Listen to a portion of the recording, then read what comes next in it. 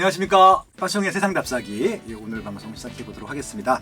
기대가 많이 되는데 저는 요즘 제일 바쁘신 분이라고 생각을 합니다. 특히 새로운 정책이 나올 때마다 정책에 대한 브리핑 정말 속 시원하게 잘 해주고 계시고요. 대한민국에서는 제일 재개발이라든지 이런 정비사업 현장들 제일 사업성 분석에 있어서는 최고신 것 같고요. 그래서 지금 어떻게 많은 분들의 되게 도움을 실질적으로 가장 많이 주고 계신 분이 아닐까 그렇게 생각을 듭니다. 김재경 소장님 오셨습니다. 안녕하세요. 네, 반갑습니다. 부동산 주치 김재경 소장입니다. 계약서를 안 써서 좀 불안해서 아유. 워낙 바쁘신 분이어갖고 9월 달에 또 나올 수 있는 거죠. 일단 마시형님이 불러주시면 네. 없는 시간도 돼서 와야죠. 확인을 하고 방송에서 네. 고약했습니다. 네, 맞습니다. 알겠습니다. 오늘 이제 고정으로 대신 첫 번째 시간인데 네. 어떤 내용 준비해 오셨어요? 고정으로 네. 첫 출연이잖아요. 또 그 전에도 빠숑의 세상 답사기 네. 여러 번 나오긴 했었지만 그렇죠. 분기당 한 번씩 나오셨어요. 또 느낌이 또 다르니까. 이제 매달 나오셔야 됩니다. 네. 그렇죠. 그래서 약간 좀 상징적인 내용을 한번 준비해 보았습니다. 바로 무엇이냐면 네. 2021년도 하반기가 네. 좀 예의주시해야 된다라고 전 보고 있거든요. 아마 올해 저희도 상반기 때 얘기를 했지만 2021년도는 재개발의 한 해가 될 것이다. 음. 상반기 때는 또 정책이 들어갔다 놨다 공공재개발 공주도 막 헷갈렸었는데 어느 정도 정돈이 된 것 같아요. 이제 하반기 때 좀 이제 집중해야 될 것들 쫙 네. 정리했으면 좋겠다 생각을 해보고 있었습니다. 재개발 어떻게 투자를 해야 될까? 그렇죠. 그게 제일 중요하죠. 어디를 들어가야 될까? 그렇죠. 그런 분들을 위해서 네. 제가 2021년도 하반기 주목해야 되는 서울 재개발 탑5 이렇게 준비해 보았습니다. 일단 제목으로 끝났네. 2021년 하반기 주목해야 될 재개발 탑5 그냥 찍어주신다는 얘기죠? 네네네. 알겠습니다. 다이렉트로 재개발 지역 얘기만 하면 조금 그럴 수 있으니까 네. 제가 간단히 통계를 한번 좀 준비해 보았어요. 2021년도 경기 전망을 작년 12월 달에 찍었었잖아요. 맞습니다. 네. 그때 제가 말했었던 키워드가 딱 두 가지였었거든요. 첫 번째로는 풍부한 유동성 속에서 대체 투자처가 부족하다. 네. 두 번째로는 다주택자 규제 강화로 인해서 똘똘한 한 채로 간다. 한 가지 제가 더 말했었던 게 네. 그렇다고 해서 똘똘한 한 채 하면서 중심지만 올라갈 순 없다.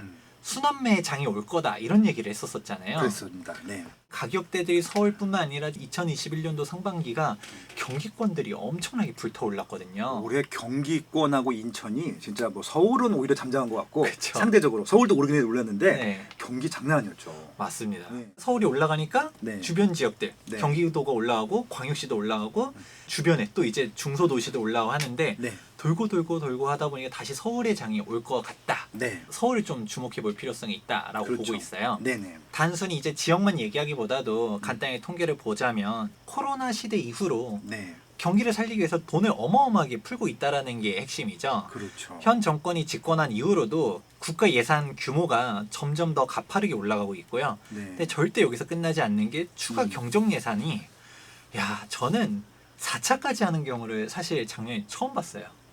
아마 대한민국 헌정 역사상 처음이었다고 하더라고요. 예. 17년도만 해도 11조, 18년도 3조 이렇게 몇 조 단위로 보통들 했었는데 2020년도는 3차 추경만 해도 35조가 넘어가고 그러니까 제 어렸을 때 초등학교 때 네. 저는 국민학교를 다녔지만 그때 국가 예산이 이 정도 아니었나 싶어요.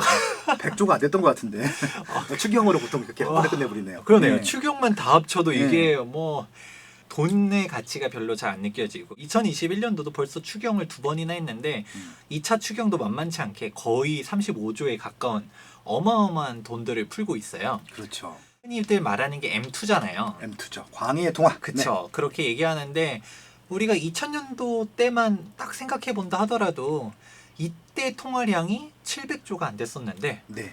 지금은 3000조가 그냥 훌쩍 넘어간 숫자라는 거죠. 그렇죠. 대출만 하더라도 그게 가계대출만 하더라도 거의 1000조, 2000조 육박한다고 했으니까 그렇겠네요. 네. 경제가 성장하고 그러면 당연히 통화량이 늘어난 거는 자연스러운 현상이에요. 그렇죠. 인플레이션이 반영이 됐을 테니까. 이것만 본다 하더라도 지금 집값이 너무 거품이다 이렇게 말하시는 분들이 많아요. 맞습니다.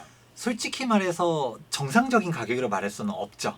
그렇습니다. 특히 제가 오전에 다른 방송을 찍고 왔는데 금융권 전문가랑 모시고 방송했거든요. 너무 거품이라는 거예요. 아파트 가격을 본인도 비싼 네. 아파트 살고 있는데 네. 자기는 10년 동안 살기만 했는데 4배가 올랐대요. 네. 자기는 믿을 수가 없다는 거예요. 네. 너무 거품이 아니냐. 저한테 그렇죠. 반문을 하시더라고요. 예.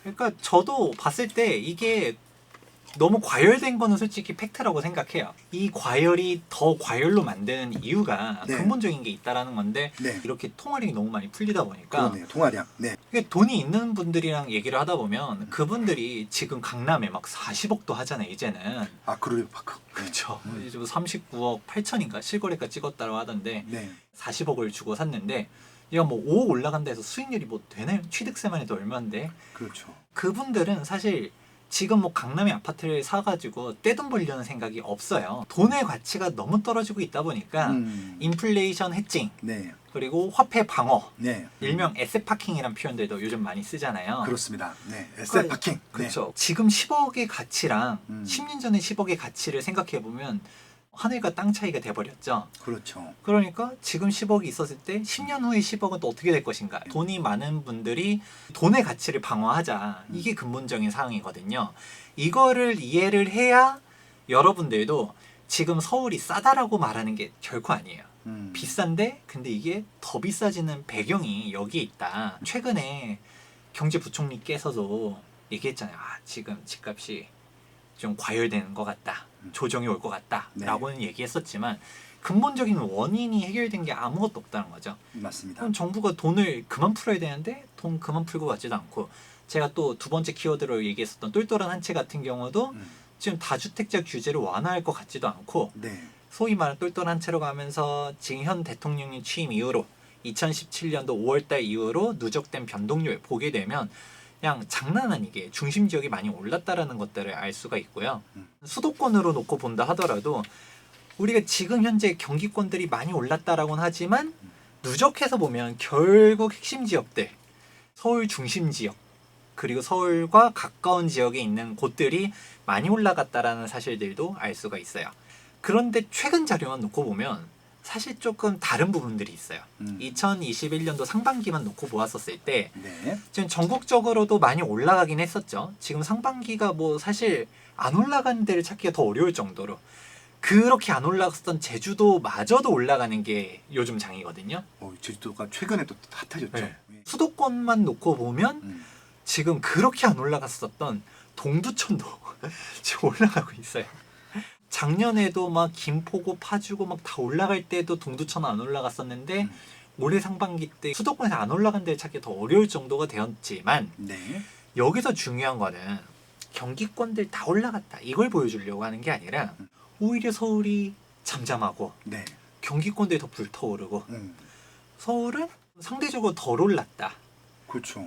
그래서 오히려 서울이 지금 현재 저평가인 것 같다라는 네. 내용들이 막 나와요. 과천도 실거래가를 20억이 넘어가고 그렇죠.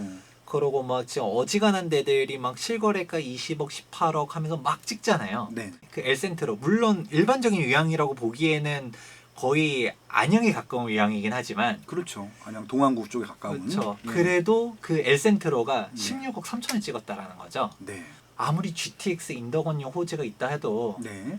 당장 GTX 하면 청량리가 네. GTX B노선, C노선 더블 역세권인데 아직도 동대문구가 실거래가가 16억이 안 되는 단지들이 있거든요. 대부분 아니에요? 아, 그쵸. 대부분이 사실 16억이 아직 안 돼요. 동대문구가 훨씬 입지적으로도 좋다라고 할 수 있는데 오히려 금액대로 보다 보면 서울이 오히려 싸네? 그럼 좀만 내려와서 마포구랑 성동구만 놓고 본다 하더라도 아직 16억이면 구축도 사고도 남고요. 그렇죠. 약간 준신축급에서 동호수가 좀 떨어지는 물건 잘 찾아보면 아직도 17억 선에서도 찾아볼 수가 있어요. 그렇죠. 본격적인 20억 시장은 안 됐으니까 20억 다 미만에 형성이 돼 있다 보니까. 네. 그러면 마포랑 성동구의 준신축 아파트들도 동호수가 물론 떨어진다 해도 아직 17억 선에서 갈 수 있으면 서울이 싼 것 같다는 생각들이 이제 들기 시작한다는 거죠. 단적인 예로 제일 유명한 아파트 마레프 있어요. 마레프보다 비싸잖아요. 그렇게 되면. 그쵸. 네. 그럼 이제 세기를 하라고 하는 거죠. 너 우왕 에센트로 갈래? 마레프 갈래? 저 같으면 마레프가 더 어떻게 보면 저 같아도 마포로 죄송합니다. 갈 것 같긴 한데 왜냐면 서울 생활권이기 때문에. 네. 저 물론 직장이 어디냐에 따라서 그게 틀린 선택이 아니에요. 네, 맞습니다. 근데 네. 오히려 서울을 다시 주목해 볼 때가 온 것 같다라는 게 그러네요. 예. 지금 현재 시점에서 바라봐야 될 타이밍이라고 야. 보고 있고요. 그러니까. 9월 전까지는 조금 네.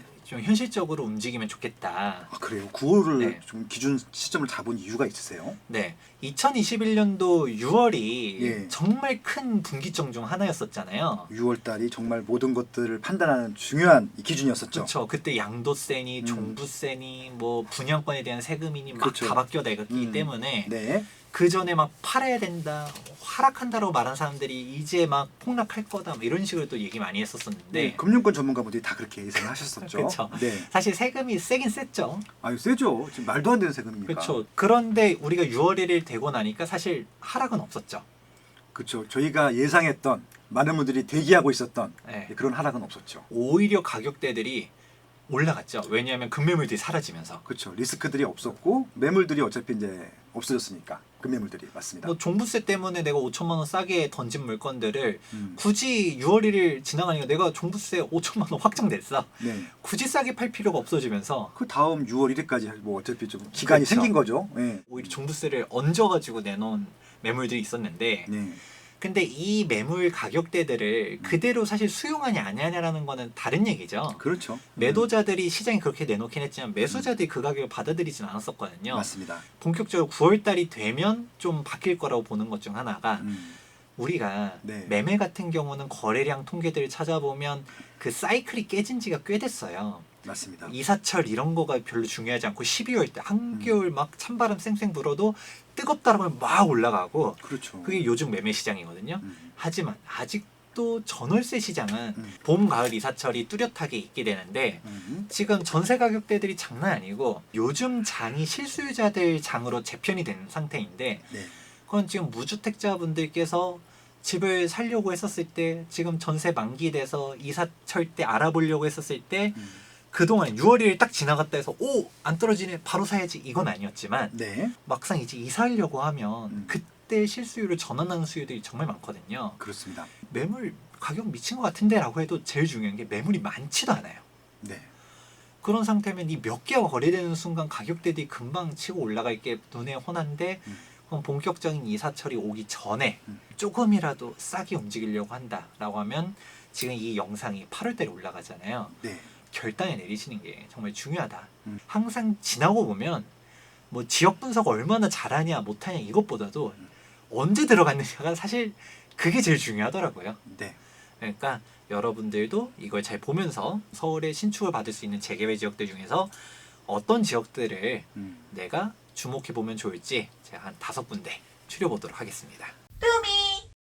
본격적으로 들어가 보도록 할게요. 2021년도 하반기 주목하면 좋을 서울 재개발 탑5. 첫 번째로는 상기 뉴타운과 신림 뉴타운. 여기가 강북과 한강 이남에서 제일 저렴한 재개발 지역 이렇게 볼 수가 있고요. 강북에서 조금 좀 저평가된 데 본다라고 하면 저는 지금 장이 뉴타운 주목해 보면 좋을 것 같아요. 지난달에 나와서 말씀해 주셨잖아요. 그 방송 되게 많이 봤어요. 돈이 어느 정도 있으신 분들이 그래도 좀 더 보면 좋은 데는 노량진 뉴타운. 그리고 내가 돈이 많다라고 하면 정말 비싼 것 같지만 아직도 한남 뉴타운을 주목하면 좋다. 이렇게 상기와 신림 뉴타운 같은 경우는 핵심 포인트는 일단 뭐니 해도 인서울의 마지노선이라고 할 수 있어요. 그렇죠.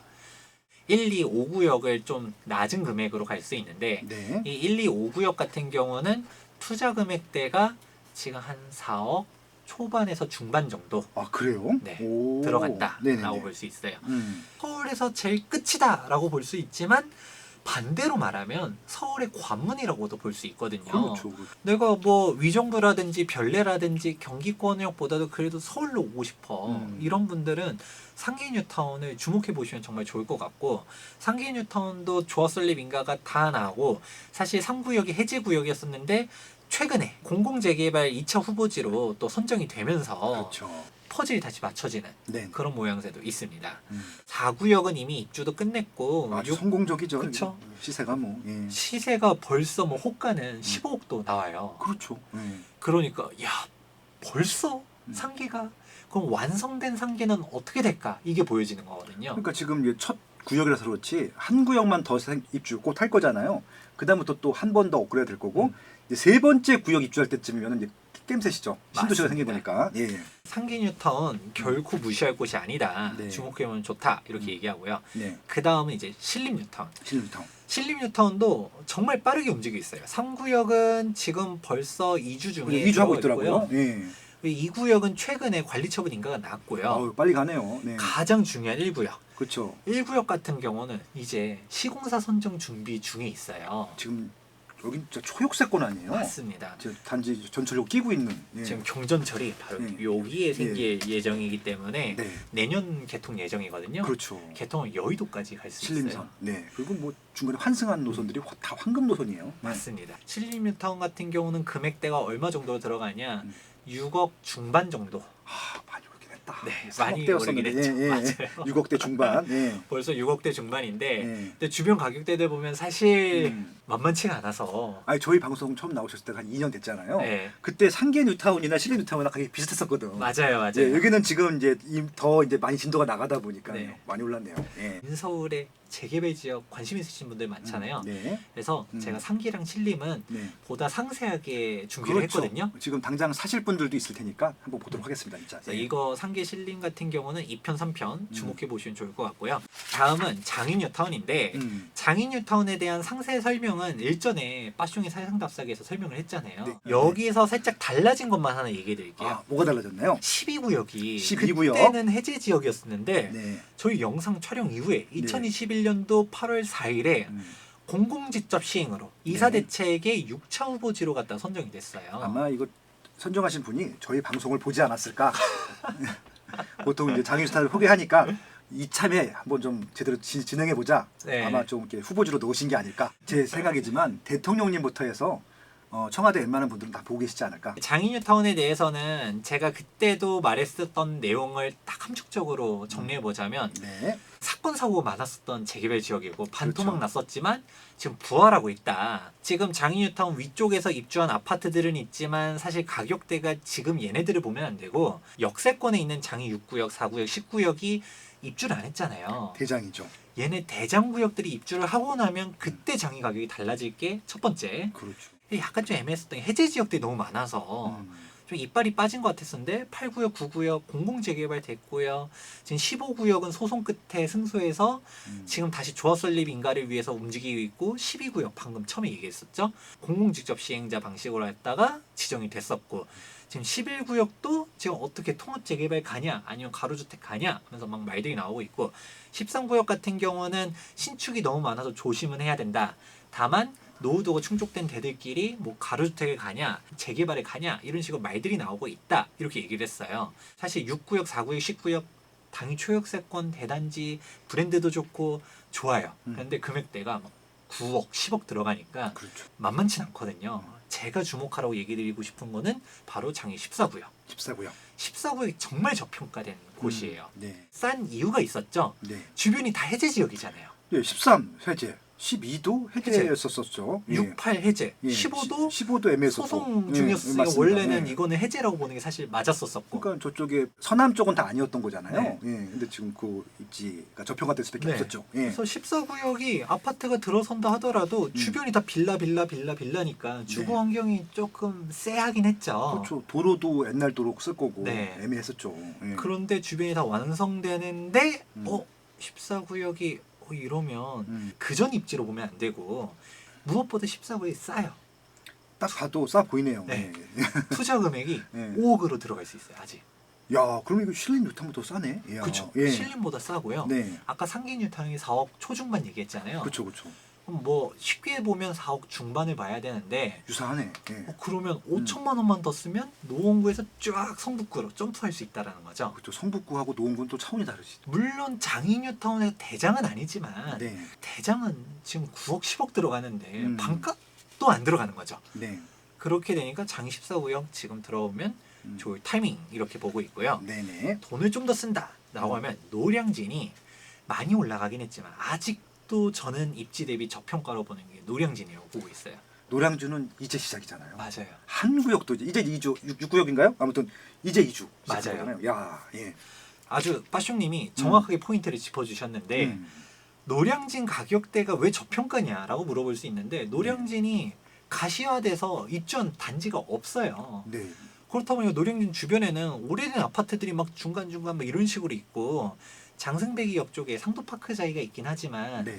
사실 노량진의 메인은 바로 노량진역이고 네. 장승백이 여기 메인은 아닌데 여기서도 세대수가 1000세대도 안 되는 신축 아파트잖아요. 그렇다 보니까 사실 장승백이 역에 있는 상도파크자이가 나쁘단 게 아니에요. 네. 좋은 단지인데 노량진 하면 아직도 이미지가 조금 그렇게 좋은 이미지가 아닌데 주거지로서는 한 번도 고려 안 해보신 분들이 많을 것 같아요. 맞아요. 가보시죠. 그냥 학원가, 맞아요. 공무원, 뭐 무슨 수산시장 막 이렇게 컵밥.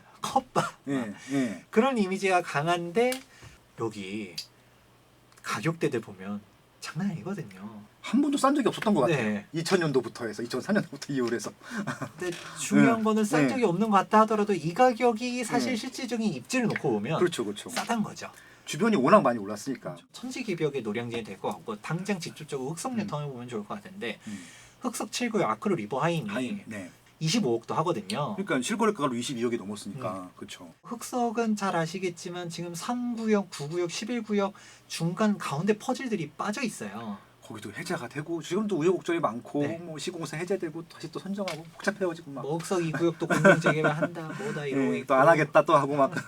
미완성이 흑석인데도 그 가격인데 네. 흑석이 완성되면 흑석 뉴턴 30억대 될 것 같은데 음. 노량진을 사실 지금 입지로 보는 게 아니고 노량진 지금 1호선, 9호선 딱 이게 지나간다 7호선도 지나간다 이게 핵심이 3도심을 다 잡아요. 여의도 잡죠. 강남권 잡죠. 그리고 1호선이 되니까 용산 시청역 지나가고 그 위에 종로 쫙 올라가다 보니까 3도심을 대중교통을 잡는 데가 사실 노량진밖에 없어요. 플러스 알파로 상암 DMC가 있는데 서부선이 또 이게 또 확정이 된 거라서 뭐 시간 좀 걸리긴 하겠지만 그쵸. 예 노량진 유탕도 지나갑니다. 네, 노량진이 네. 그렇게 해서 좋은데 지금 투자 금액대가 음. 대장구역들 뭐 일상구역 같은 경우는 당연히 좋죠. 네. 그러고 뭐 6구역이라든지 2구역 같은 경우는 관리처분 인가도 낮잖아요. 그렇죠. 그러니까 여긴 속도 빠르더라도 또 비싸고. 그래서 투자 금액대가 음. 지금 11억, 12억 정도 들어가요. 맞아요, 진짜. 네. 근데 그럼에도 불구하고 완성됐을 때 가치가 지금 시세로 보면 안 된다. 그래서 아직도 이 금액대에서는 정말 좋은 데가 노량진이라고 보고 있고 그래도 조금 싸게 들어가고 싶으신 분들은 노량진 7구역. 7구역. 7구역 같은 경우는 아직 10억 미만으로 음. 잘하면 들어갈 수 있어요. 한 네. 9억 중반 이렇게도 갈 수 있으니까 7구역까지 해서 노량진 뉴타운 주목해라 네. 이야기 해드리고 있고요. 네. 마지막으로 정말 비싸지만 그럼에도 불구하고 계속 저평가인 한남 뉴타운을 들어드릴까 하는데 네. 한남 뉴타운 같은 경우는 저희가 빠숑의 세상 답사기 초기에 설명했었던 재계획 지역으로 그렇죠. 설명했었잖아요. 한남 뉴타운 성수 전략 정비구역 두 개를 딱 잡아드렸죠. 그때 제가 얼마로 설명했었나 다시 한번 찾아보니까 네. 제가 한 13억으로 투자 가능하다 얘기했었더라고요. 심지어 뭐 대출 나올 수도 있다. 맞아요. 그때는 대출도 나왔었는데 네. 지금 한남 뉴타운은 결론부터 얘기되지만 현금이 한 22억은 필요해요. 22억 원이요? 네. 네. 한남 뉴타운은 지금 구역별로 가격 차이가 없어요. 상구역은 빠르다라고 가격대가 높고 네. 지금 뭐 2구역도 사업시행인가 접수하면서 또 뭐 여기도 우리도 빠르다 이렇게 하면서 움직이고 있고 4구역은 사업성이 좋다 5구역은 한강 입지가 최고지 하면서 가격대들이 다 비슷해요. 25평밖에 못 가는 전환 다세대 물건들이 한 17억 정도 그렇게 들어가고 33평 가는 물건들은 한 22억 정도 보아야 된다라고 하는데 아니 이게 뭐가 저평가예요? 라고 할 수 있겠지만 네. 그럼에도 불구하고 성수 전략정비구역이 토지거래 허가구역 묶였거든요. 그렇죠. 저희는 실거주 하지 않으면 들어갈 수가 없어요. 네. 그렇다 보니까 성수가 딱 묶이니까 한남이 3억이 팍 올라갔어요. 그러니까 여기는 이제 사둘 수 있는 거고 거긴 사둘 수가 없는 거고 그런 거죠. 그럼에도 불구하고 그럼 이미 3억 올라간 데를 왜 자꾸 추천하냐라고 할 수 있지만 돈 많은 분들은 진짜 강남 분들 사실 노량진도 잘 안 가려고 해요. 이게 구가 다르고 이게 좀 어떻게 보면은 좀 다르죠. 입지로 출신 성분이 다르다고 생각하시는 분들이 많아요. 네. 오히려 뭐 교통 환경은 노량진이 더 좋음에도 불구하고 좋죠. 또 좋죠. 네. 흑석이 더 비싼 이유가 그냥 반포 바로 옆이다. 이게 제일 서반포. 중요하거든요. 네. 특히 뭐 압구정 사람들 놓고 보면 그 압구정 분들 중에서 나이 많은 분들은 나 반포도 안 가. 막 이런 분들이 있는데 그런 분들조차도 한남동은 무시를 못해요. 맞아요. 그 재벌가 회장님들 있고 그 한남동 나인원 한남들 유엔빌리지 장난 아니잖아요. 그렇죠. 그렇다 보니까 한남동은 괜찮은 것 같아. 음. 근데 22억이라는 돈이 우리가 보면 야 미쳤다 하지만 지금 강남권에 재건축 살려고 하면 기본 30억이에요. 그러니까 반포 이런 쪽 가려고 하면 또 막 무슨 35억, 40억 이렇게 들어가는 게 현실이거든요. 한남뉴타운이 금액대가 이렇게 비싸서 거의 총매가로 계산해 보면 지금 거의 30억이 육박하지만 네. 한남뉴타운 완성되면 40억 되겠네. 돌고 돌아서 내가 최상급지로 가고 싶다. 한남뉴타운. 성수전략정비구역 같은 경우는 토지거래 허가구역 때문에 페이지를 넣진 않았지만 간혹 실거래가 가능한 매물들도 있거든요. 성수까지도 잘 예의주시하시면 좋을 것 같습니다. 이렇게 해서 5군데를 꼽아보았어요. 네. 살짝 아쉬울 수 있을 것 같아서 네. 제가 경기도에서 하나만 더 뽑아왔어요. 아, 경기도. 예, 왜냐면은 이제 경기도도 서울만큼 좋은 입지, 더 좋은 입지들도 있고 좋은 곳들은 아무래도 서울보다는 규제가 좀 덜하고 아직까지 가격이 조금 그래도 서울보다는 조금 덜 들어가니까 많은 분들이 찾게 네. 계시더라고요. 바로 어디냐? 광명뉴타운인데. 아, 광명은 서울이죠, 뭐. 예. 그렇죠. 예. 광명은 자세한 설명은 일전에 빠숑의 세상답사기에서도 네. 설명한 적이 있었었잖아요. 맞습니다. 기억이 납니다. 준서울이다. 사실 광명은 지역번호 02도 쓰고 7호선 타고 가다 보면 경기도 서울 이렇게 되거든요. 네. 광명을 딱 예의주시하면 좋을 것 같다라고 했었는데 지금 타이밍에서 얘기드리고 싶은 데는 딱 2군데. 광명 11구역과 12구역. 11구역 같은 경우랑 12구역 같은 경우는 어떤 식으로 주목해 봐야 되냐. 일단은 광명 1, 2, 4, 5구역 밑에 이제 10구역, 14구역, 15구역 뭐 이런 데들은 다 전매 가능해요. 네. 2018년도 1월 24일 전에 사업시 인가를 신청한 구역 같은 경우는 관리처분 인가가 나도 전매 가능하거든요. 네. 이러면서 가격대들이 막 움직이고 있는데 11구역, 12구역, 9구역 같은 경우는 전매가 안 되는 구역이에요. 9구역 같은 경우는 지금 관리처분 인가가 났는데 네. 관리처분 인가 지금 여기 표에는 신청으로 돼 있네요. 관리처분 인가가 현재 났습니다. 맞습니다. 네. 그런데 이제 9구역 같은 경우는 관리처분 인가 직전에 정말 급매물들이 나오면서 그렇게 거래가 됐었는데 그거 똑같은 게 지금 11구역, 12구역에 대풀이 되고 있어요. 11구역은 관리처분 인가 신청을 해서 2달 전에 신청했거든요. 그래서 네. 언제 날지 몰라요. 지금 영상 올라갈 때쯤에는 났을 수도 있어요. 12구역 같은 경우는 분양 신청 끝나고서 지금 관리처분 준비하고 있어요. 행정적인 부분들 좀 마무리하고 있는데 네. 그래서 여기 금액대가 얼마로 들어가냐? 5억. 성북구 장이뉴타운 장이 14구역 5억이라 했는데 비슷하네? 그건 장이가 좋은 거 아니야? 라고 물어볼 수도 있지만 속도가 다르죠. 여기는 다 된 건데. 그렇죠. 여기 예. 관리처분인가 직전이잖아요. 예, 그렇죠. 속도가 다르고 그리고 뺄 지역이 아니에요. 그렇죠, 그래서 광명 역시도 주목하면 좋을 것 같고 이 5억이 얼마나 대단한 거냐면 광명 1구역, 10구역 조금 멀리 떨어져 있는 구역들도 5억 초반대에서 거래가 되고 있고요. 그렇죠, 그렇죠. 광명 4구역 같이 좀 역세권인데 전매 가능한데 6억이 넘게 거래가 돼요. 네. 11구역은 뭐 4,500세대, 12구역은 2,000세대. 근데 11구역은 초역세권의 평지 대단지. 네. 12구역 같은 게 약간 좀 구릉지라도 여기는 행정구역이 철산동으로 들어가고. 그렇죠. 그 철산동이죠. 그러니까 여기 결코 무시할 곳이 아닌데 주목해봐야 된다. 지금 5억으로 들어갈 수 있다. 11, 12 다. 네. 예. 2021년도 하반기 주목하면 좋을 만한 재계 지역들로 정리해보았습니다.